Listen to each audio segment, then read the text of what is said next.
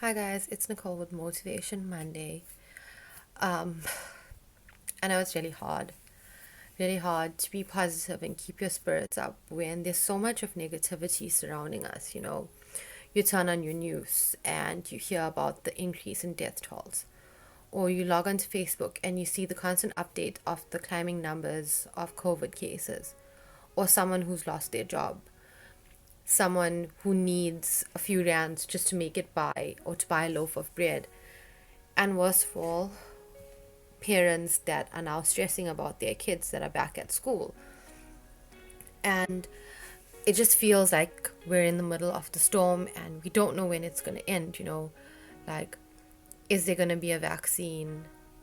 Are they going to lock us down again, per se, and so forth? But I'm reminded of a few stories from the Bible, like Moses, for example, where they wandered in the wilderness for 40 years. And for many people, that 40 years was a long time, and they probably didn't know when they were going to reach the end, or when were they finally going to get to the promised land. But God made a promise to them that they will get there, and they did.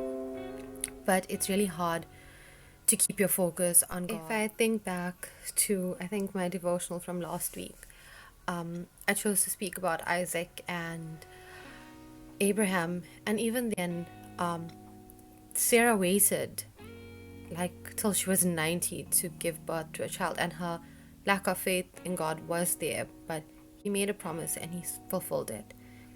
And that was just him coming through, one. And then secondly, when Abraham had to take Isaac to